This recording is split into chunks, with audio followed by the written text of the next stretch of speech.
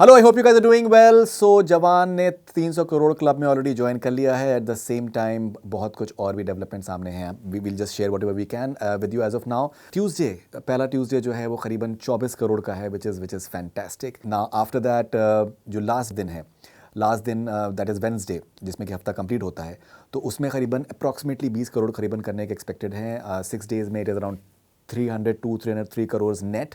So first week will be definitely above Pathaan which was 317 crore net. वो उसके definitely आगे जाने वाला है जवान। सो ट्रेंडिंग जो है वो बहुत हद तक जो है वो पठान से रिलेटेड ही उस तरीके से हो रहा है। As of now it is ahead of Pathaan for sure. अब ये किस तरीके से और फर्दर ये ट्रेंड होता है, ये हम आगे आने वाले टाइम में देखेंगे। जो एक बहुत इंपॉर्टेंट फैक्टर ये है कि that the entire September is completely free. There is no film that is coming up and they will be having lots and lots of I think good days which are going to be coming ahead. जैसे हमने देखा है कि weekend पे अगर हमने देखा है कि सैटरडे और Sunday they turned out to be the biggest ever as far as history is concerned of Indian cinema.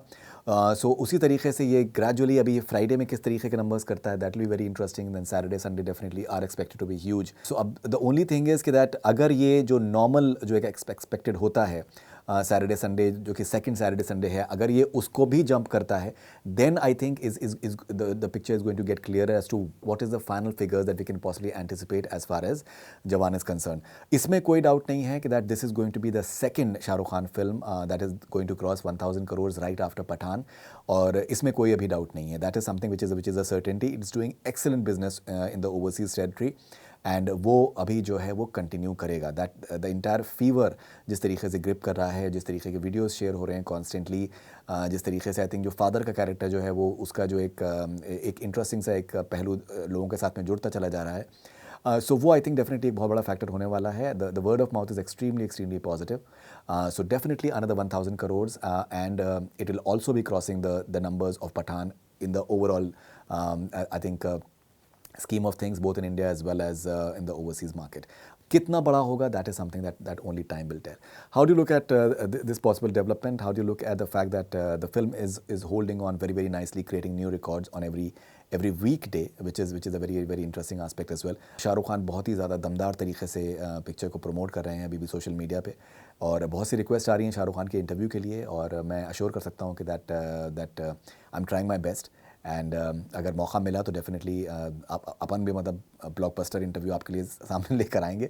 So we are just waiting for things to settle down, and hopefully if he wants to talk then we'll surely talk to him. I would love to speak to Atlee as well. I think he's given a fantastic film and would be amazing to speak to him. And already जो भी हमने interviews करे हैं आपके लिए, वो world wide exclusive थे, चाहे वो प्रियमनी का हो, चाहे वो एजाज खान का हो, चाहे वो लहर खान का हो, चाहे वो सेंगे का हो, जो कि भूटानीज़ एक्टर हैं जिनका बहुत एक इंपॉर्टेंट सा रोल है पिक्चर के अंदर. So these are world wide exclusive जो कि बहुत ज़्यादा इंडियन मीडिया में कवर किए गए हैं. So we promise that we'll be getting much more stuff for you very soon. This is Faridun Sharia for Connect FM Canada. Stay connected. Do subscribe to our YouTube channel.